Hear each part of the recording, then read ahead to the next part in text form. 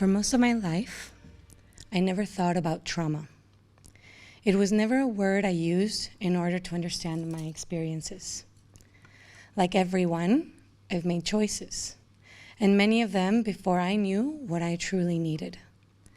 Even today, I hesitate to think of myself as a victim. I'm not. I'm a person who's been in terrible situations and found ways to survive. I can't point to one thing in my life and say, that's my trauma. That's what happened to me. It's more complex than that. Life is more complex than that. When I was 7, back in Mexico City, where I'm from, my father died from pancreatic cancer. I was 7. I needed to understand my emotions and talk about them. I needed my mother to help me understand what this meant and make space for the turmoil and confusion that was going on inside of me. But she was too young to know how to handle this herself. I don't think anyone ever knows how to fully handle and manage such a loss. No one is ever prepared for this. The hardest part for me was the abrupt absence of my father, in every way. From one day to the next, he no longer existed in this physical world or in our conversations. Silence. Even the presence of him in my mind and heart began to fade away as time went by. At the time, what I needed was to talk about it and for it to be acknowledged by the people around me. But I felt like it wasn't. So instead, I found ways to get everyone's attention. Ways that weren't healthy or positive, but I needed to be seen, to be heard. I also found comfort in food. It was there whenever I needed. It was reliable when other things in my world weren't. These unhealthy ways of coping stayed with me as I grew up, and I almost forgot that they had began in a very simple need for connection, acknowledgement, and mourning. For years, I kept finding myself in unhealthy relationships with friends, boys, especially with food. You see, at the time when I didn't even know what sort of comfort I needed, food seemed to fill a void. Over time, my coping turned into eating disorders that ended up harming my physical and emotional health rather than help. I had become morbidly obese to the point of not being able to keep up with my basic hygiene, and my self-worth was non-existent. It was as if I was hiding behind the extra 60 kilos, buried within a painful creation of my own. I hated myself for it, to the point of sobbing in my room, fantasizing about getting rid of all of the excess of, well, me. And yet, I couldn't stop the cycle. I believed that this way, I could blame any rejection and loss on my fatness, give myself an identity that wasn't the broken little girl I thought I was. Food wasn't the only unhealthy relationship in my life. I kept losing myself in things outside of me. I eagerly became the clown if it meant I could be liked and accepted, even if it also meant that the laughter was no longer with me, but at me. My priority was always to take care of everyone else first, to make sure I seemed okay, when I was in fact most definitely not okay. This made me vulnerable to experiences of bullying and being taken advantage of. There were times when my friends would take great fun in leaving me on the side of the road in downtown Mexico City at 3 a.m., drunk, with no money or method of communication. Other times, they'd find it hilarious to invite me to parties and not let me in. These kinds of experiences left me feeling worthless. I felt like if even the people I was good friends with would treat me with such lack of humanity, then nothing I would ever do could be enough to be accepted, let alone respected. I felt like something was wrong with me. Meanwhile, my brother, also being young and unable to handle his sadness and anger, would take it out on me, physically harming and even humiliating me. It took me a while to realize that this problem was his, not mine. But after 10 years of this, eventually our relationship changed and we became close. I was ecstatic that he finally respected me and showed me love. But damage had already been done. I'm still healing. Eventually, I learned that I was only ever going to be my own protector, and it was up to me to stand up for myself. I felt like nobody else ever had, but it wasn't so easy. When I was 22, I moved far from home to be in a relationship with a guy grappling with manic depression and addiction, who I loved very much. He was a beautiful soul. He was a lost soul. A part of me believed that with my love and support, I could help him navigate this new diagnosis and addiction. I could be his savior and in turn live out my dream love story. This gave me a new sense of meaning and value, but the dream turned into a nightmare quite quickly when his out-of-control manias and multiple readmissions into rehab whittled my resolve and strength down almost entirely. Alas, we were young, and what I thought was love kept me there. Giving when I had nothing left to give, until an unexpected pregnancy and a heartbreaking abortion was the final catalyst for his ultimate spiral into the darkness that his manic depression could take him. It took me almost 2 years of this reality before I said enough is enough and left him to go back to Mexico City with my heart in pieces. Back to my mother's house I went, empty, defeated, and lost.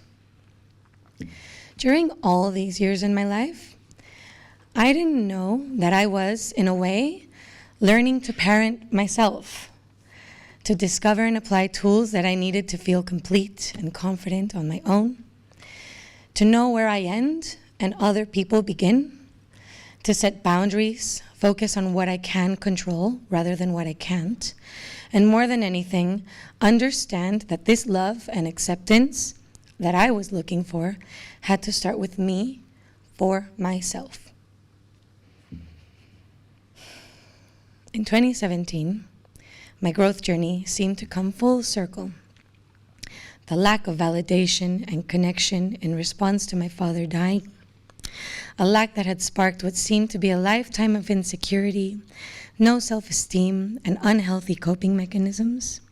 This led me to desperately search for new ways of dealing, new ways of perceiving others and myself, and ultimately, new ways of survival. These new ways were about to be put into use when my mother was also diagnosed with pancreatic cancer. I found out about her diagnosis a year after moving abroad for the first time. My now husband and I had moved to Malaysia and were headed to move to Australia. My biggest, most irrational fear had become a reality. Any fairness that I thought the universe could possibly have, any sense at all, had been ripped from any tiny light of hope I may have ever clinged on to. It took every fiber of my being not to sink into extreme bitterness and hatred towards what some would call God, the light, the creator, the universe. I hung onto any shred of spirituality that I had. The physical world was failing us. There had to be something more, or else it felt like there was nothing at all. Despite my mother's attempts to reel me in or push me away by telling me she'd gotten sick because I left, that it was my fault, this time I was present for all of it. This time I was the caretaker, the responsible one, the support, the bookkeeper, and ultimately the person in charge of how she was going to live out what little time she had left, and at the end, even how and when she was going to die. I had become someone who loved to communicate, who loved to share, and needed to face things head on. Otherwise, they would fester inside of me. My mother, on the other hand, remained the same. Until the very end, she never wanted to talk about the hard things in life, let alone accept them. Although I had the support of a wonderful husband, friends, and relatives, they could not always be there, and I was often left in charge of everything on my own, only relying on myself to do what was needed to be done. And had I not gone through all of the other lessons in my life, I truly believe I would not have had the tools to survive such a chaotic and excruciating time. In that time, the wounded girl who needed to learn to look after herself in ways that her mother couldn't had become the parent of her own mother. I felt that life was unfair, but I knew that resentment was not the answer. I felt alone, but I knew I didn't actually need anyone as long as I showed up for myself. I felt overwhelmed, but I knew that I was a capable human being that could do anything. I learned to be present when I was needed, step away to regroup when it was all too much, to be grateful for all the beautiful little moments that still exist, even through the darkest times, and ultimately to let go. The only way out was through. Everyone has their own way of surviving. My mother needed silence. She needed to not look back and continue, brush things away. Her personal traumas and mistakes helped me become the best person I needed to be for myself and her in her biggest time of need. I wasn't perfect. I wasn't always kind, but I was there with my whole heart. My brother's way of surviving has unfortunately been similar to my mother's, locking the pain in, pretending to ignore it. I'd like to acknowledge him right now, as he's coping with our shared pain as well. However, without the same tools that I was so fortunate to acquire. When I said at the beginning that I don't want to see myself as a victim, I truly meant it. I refuse to see myself that way anymore, as having no choice. It is those very hardships that gave me incredible means of survival. How fortunate to have had those opportunities to grow. Otherwise, where would I be? So, why am I here? Why am I doing this? Despite the need to find some sense in everything that happens, especially difficult situations, it's not always possible. I believe that if I have gone through such strife and have come out the other end, then I need to share it. Who knows who might be going through their own journey right now, feeling overwhelmed and lost, feeling the need for connection. I learned that if you indeed change the way you look at things, the things you look at change. I was broken and angry and felt like a lost little girl, someone who had no self-worth and was sure she'd never find happiness, fulfillment, or joy. I never thought I'd have a family, let alone such a loving and beautiful one. I never thought anyone would love me. Sometimes I'm still surprised.